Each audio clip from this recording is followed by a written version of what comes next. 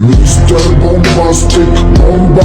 and welcome back to the Pen Record Sports Show presented by Prospect Apparel. Today we are joined by a returning guest. It's been about 2 years, but Dalton Rosta, welcome back to the show. How you doing, man? Good. How are you? Doing well, man. Since we last talked, you've racked up 3 massive wins. You're now ranked number 4. And one of those fights, I'm pretty sure, was pretty special to you. The big win over Romero Cotton. That was one you told me you wanted really badly. You got that. How good did it feel to put that fight to rest? It felt great. We were supposed to fight on multiple occasions. He was ducking the fight, and then he was lying to the media, saying that he wasn't. And he only got offered the fight once, and he got COVID. That whole rigmarole, but it was great. It was a great finish. Superman punch to the left hook for the knockout, put him out cold, hands above his head. That's a great feeling, and it looked spectacular for the fans as well. And it's something I called. If you look back at the interview, some of my post fight interviews for the prior fights, I think after Tony Johnson or after Dwayne Johnson, whenever I asked for Romero Cotton, I said that's a fight that I could see myself getting a viral knockout and then being put on MMA Junkie on Instagram, and that's exactly what happened. And what do you take away from your 2022? 3 wins, number 4 rank. Any lessons learned from those 3 massive wins? Yeah, you take lessons from wins and losses. Anybody that says like it's not a loss, it's a lesson, that's bullshit, because you should be learning in victory as well. If you wait till you lose to learn, you're setting yourself up for failure. That being said, there are things here and there that I've picked apart from my film myself, and then there's stuff that I've talked to my coaches and stuff about, some holes that I've seen in the game. But me being how I am and me watching like my opponent's interviews and stuff like that, I don't want to kind of like put too much details and stuff out there on what I have worked on, just in case they're similar to me and watching interviews, watching film. I try to get to know my opponent as best I possibly can. You know what I mean? And if they're like me, they're probably doing the same. So I don't want to give out too many details in this interview. And before the Cotton fight, you were talking a lot on Instagram. He was talking, but I believe there were some edits you made of him. You were having a good back and forth. Where does that confidence come from to be able to post those kind of things and then go out and finish them the way you did? I've always been a confident individual. If you ask anybody I went to high school with, anybody I went to college with, the word cocky got thrown around a lot. And then Conor McGregor made it cool to be cocky. So then, like, some of those people that thought it originally, kind of backtracked, or they were fine with it all of a sudden. But, I'm very confident. So when people start labeling me cocky or arrogant, it doesn't bother me at all. It's my pride. And if that's how they want to label me, so be it. And that's just, like I said, that's how I've always been. And on top of that, I work very hard. I put everything I can into training, not just training, but recovery as well. My nutrition, my sleep, everything that I could possibly do to make myself better, I do. And that leads to more confidence. So at the end of the day, whenever I step in that cage come fight night, I know that I've worked harder than my opponent. And since the Cotton fight, I think it's every time you post a picture from that fight, you've tagged Romero Cotton. Has he blocked you on Instagram yet, or is it just kind of like a whatever for him? No, I feel like in his head, if he blocked me, that would make it worse. Like, fuck, all right, he got what he wanted. Because I'm antagonizing him. But at first, I think the video where I was on the motorcycle and it said I was wearing a shirt Romero Cotton's dad. He actually, when I tagged him in that, he actually responded in DM with laughing emojis. But that's the last time I got a response from him.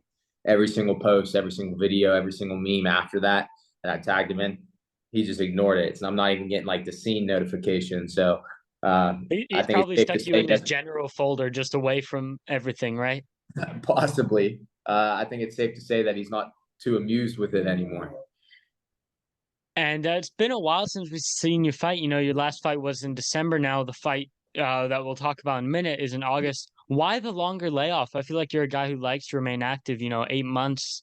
Why? Any injuries or what's going on? I did get injured, but that wasn't a part in it. I was supposed to fight in April. After going through 2 or 3 opponents, we couldn't find anybody that would like work, and that was supposed to be in April on the Hawaii card. And since then, I mean, Bellator really hasn't been having too many cards. The volume isn't there. They had what, 2 cards in February, one in the U.S., one in Yeah. Ireland. Then they had 2 back to back in April, and that's the one I was supposed to get on. But since then, they only had one in May, and that was in Paris. And then they have one coming up in June 16th in Chicago, which I tried getting on, but they pushed that back as well. They told me I was going to fight July. Then July ended up being an overseas fight, which they still haven't announced yet. So they're like, okay, we're going to push you back to August. So it's just kind of like how things worked out. I want to be in the cage. I want to be active. I want to be fighting as often as possible. I feel like I get better like that, not just because I'm keeping ring rust and everything off, but also I'm constantly having to adapt. I get a new opponent. Now I have to strategize a game plan towards tackling that certain task, that certain style. Everybody brings something different to the table. Even if they have a similar style, there's things that they do differently that I now have to be forced to plan against and strategize against, and it improves those holes in my games if I had them. And before we move on to this fight that you have with Aaron Jeffery, something in that answer that you just said piqued my interest. As an overseas fan of MMA, as someone who lives in Germany, you mentioned they have an overseas card planned for July. Any idea where that is? Is that going to be like London, Milan, France again? Yeah, any So idea? I heard rumors that it's going to be in Japan. So Ooh, I'm so they're 100% sure. doing like the Ryzen thing again. Maybe like a Rise and Bellator crossover. I have no idea. I mean, I'm not in the position to really be giving out those details, even if Yeah, I knew for sure. But just rumors. If we're just talking about rumors, I don't think I'd just yeah. anything. Rumors. Yeah. I'd be saying anything wrong. I've just heard, through the grapevine that it's going to be in Japan in July. It's great, man. Now let's talk about this Aaron Jeffery fight in August. How do you feel about the matchup? Where do you see your advantages in this fight? I feel great about the matchup, man. I feel like I have an advantage everywhere. The guy has a great gas tank. He's a good fighter. He's well-rounded. Very tough opponent. Nobody to scoff at. Got to respect him. But whenever we step in that cage, come fight night, I'm not giving him any respect. I'm in there to take his head off. I'm being his face all day long, all night long. He likes trying to be in people's face. He likes pushing the pace. That's the type of fight I like. And that's the type of style that I'm getting back to anyways. I was like that in my first few fights. I was like that against Romero Cotton. I'm learning as I go. I'm learning on the job. I've been dabbling in martial arts my whole entire life, whether it be boxing, kickboxing, wrestling, jiu-jitsu, whatever. But I'm still learning. And to have all of the time and effort under my belt that I already put in, and to be as good as I am, but to also know that I have such a higher ceiling than even where I'm at right now. It's crazy to think. And I truly believe I'm going to go in there and put on a masterclass performance. And let me ask you, man, what have you made of his last few fights? He's coming off a loss, but before that, he knocked out Austin Vanderford. That got a lot of attention. Mm-hmm. What do you make of his last couple fights? I mean, I've watched them. I watched them live. I watched film back, obviously, when I'm game planning, preparing for him. The dude's a good fighter. I'm not taking anything away from him. You know what I mean? But like I said, whenever it comes to fight night, I'm not going to be showing him any respect. So anybody listening, anybody watching should be taking this with a grain of salt. But he is a good fighter. I think John Salter had a good game plan against him. His last fight, it was a very boring fight, not what the fans want to see. But John Salter executed his game plan and got the win. I saw that fight go in the opposite way. I thought Aaron Jeffery was going to win. And I was wrong about that. Now with Aaron Jeffery and Austin Vanderford, I thought Austin was going to win. I was wrong about that too. So it's like, it's hard to judge with this kid. Stylistically, you look at something and it's like, all right, he looks like he matches up well here, and then he looks like he doesn't match up well here, and then I was wrong about both. And I'm like, fuck. But like I said, just summarizing what I think of him, he's good, he's well-rounded, but he's more of like a pest to me. He's probably a frustrating fighter. A lot of these guys that I see fighting him early in the rounds, like when I watched the Andre Petrosky fight, Andre Petrosky was winning. He kept hitting him with the backhand, and it seemed like Aaron Jeffery was very hittable, and he was also getting taken down pretty easily, but he just kept getting back up. It was like the type of dude who's like, no matter what you hit me with, I'm going to keep coming forward. and I watched the Caio Barrio fight on the Contender Series, and Caio was a much better fighter in my opinion. He was more elusive, faster, better striker, obviously better wrestler too. Took down Aaron Jeffery a couple of times, but Aaron Jeffery is so frustrating and so good at like what he does. He made it like a nitty gritty fight, and that's kind of what I'm going to expect from him. But man, I grew up, very poor. I grew up in the hood. I used to have to fight every day of my fucking life, growing up just for fucking respect, just to fucking protect myself and shit. And before I even got into martial arts, I've been doing that my whole entire life. So this is nothing, this is nothing that I can't, get past. This isn't something that I look at as a threat. If he's going to be in my face and try to be in my face all night long, he's going to have a long night himself. And you mentioned game planning. Are you looking to eliminate that pestiness, that frustrating style of him getting back up and, he doesn't stop going? Can you give away at least a little bit of your game plan? I know obviously you don't want to give away everything for this fight. I mean, honestly, the game plan, to be completely honest, is go in there and fight. My coaches, every single coach, my grappling coach, my striking coach, my MMA coach, everybody, my wrestling coach thinks I'm better than him. Doesn't think, they know I'm better than him everywhere. But they know this guy can be dangerous. They know this guy can be frustrating. So it's go in there, stick to my game plan, which is go in there and stick to what I'm best at and beat him in every position that we end up in.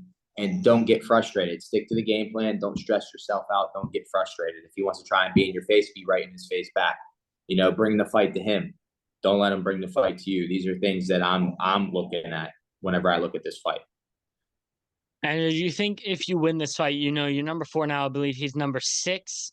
Do you think that warrants you getting a title shot? I know Fabian Edwards, he just beat Gegard Mousasi, and now he's going to fight Johnny Eblen in September in Dublin.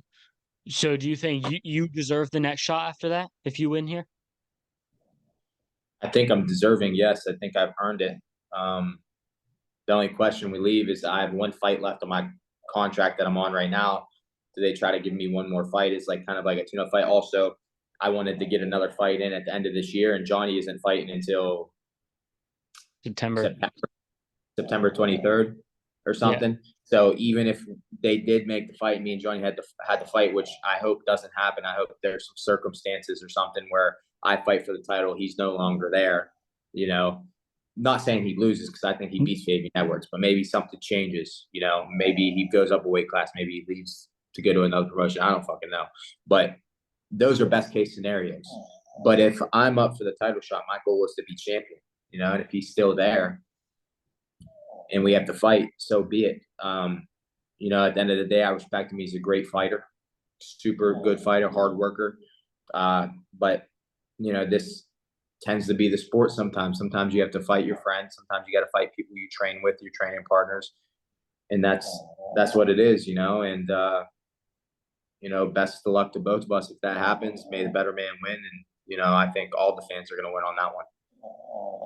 And let me ask you, man, what do you think of Fabian? He had a very impressive performance against Gegard Mousasi. And how do you see his style matching up with your friend in Johnny Eblen? See, I've always thought Fabian Edwards was a good fighter. I think he gets a lot of hate. Same thing I'm talking about with Jeffrey. Like, I respect him, but if I were to fight him, I wouldn't respect him when we step in this cage. When we step in the cage. However, he does have holes in his game. But if we're talking about overall, he's a good fighter. He's athletic. He's fast. Has good striking, but clear holes in his wrestling, defensive wrestling, his grappling, everywhere. Now, it's stylistically, can his opponents exploit those weaknesses? That's what we're talking about here. Gegard Mousasi was unable to. Austin Vanderford was able to, but that was also 2 years ago, maybe 3 years ago that fight happened. Fabian Edwards definitely gotten better since then. He's gotten better takedown defense. However, no offense to anybody, but Johnny, his cardio is different. Fabian might defend that first shot. Johnny's going to go for a second.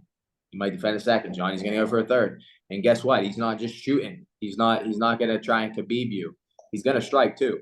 Dude has good striking. He has good cardio, good striking, good wrestling. You know, he will be in your face all night long, and I just don't see that being a good matchup for Fabian Edwards. I just think, you know, what Johnny did to Anatoly Tokov, I think is what he's going to do to Fabian Edwards if he doesn't finish him. I think that there's such a gap on the ground because of Johnny's wrestling pedigree and him wrestling in college that he's just going to control positions on the ground, and it's going to really open up strikes and let those strikes maybe open up submissions. And if they don't open up submissions and he just keep covering up, maybe it's going to be a TKO. So I don't know. There's a lot of things you have to address in that fight, but I truly believe Johnny wins that pretty easily. And before I let you go, man, let's get a prediction for the Aaron Jeffery fight. I didn't want to ask you about it because I wanted to ask you about the Fabian Edwards fight. I want to ask you about Gegard and everything. But what's your prediction for your fight with Aaron Jeffery in August? I'm going to knock him out. Knock him out. That's my prediction. I'm going to knock him out. Any round idea?